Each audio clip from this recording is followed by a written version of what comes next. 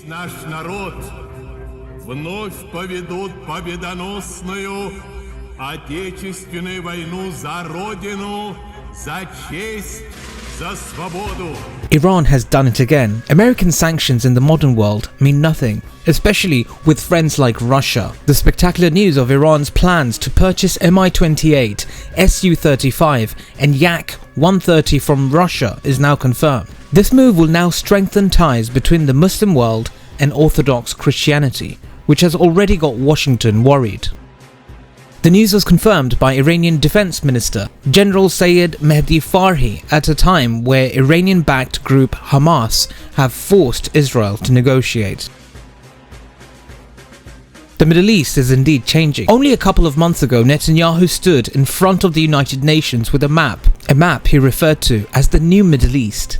The map highlighted Israel without a Palestinian state.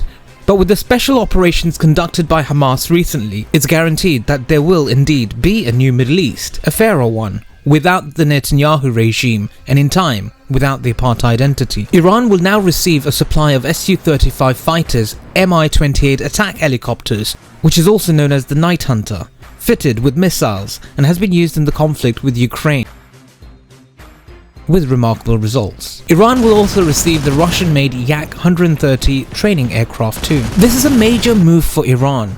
American sanction hit Iran usually relies on homegrown equipment, and due to their hard work, Iran has the most powerful fleet of military helicopters in the region. They make their own weapons like missiles and drones, and today have enough uranium to enrich nuclear weapons. Iran hasn't acquired a single new aircraft jet in recent decades, with the exception of a few Russian Mi-29s, which it purchased back in the 1990s. Oh, the Americans have a lot to worry about now. With their baby in the region wounded, they've even tried to get the Saudis to bribe Iran in order to get Iran to curtail its ties with Hamas. However, Iran hasn't taken that very seriously. The Americans are so worried that yesterday the US Department of the Treasury slapped a new round of sanctions against over 20 individuals and entities for their involvement in networks financially assisting Iran's military. What Iran is doing, all countries must do. A multipolar world is a fairer world. Iran and Russia have already signed major agreements aimed at strengthening trade, economic, energy and military cooperation, and by inking this aircraft deal, it's guaranteed to change the balance of power in the region. With the Antichrist American influence waning,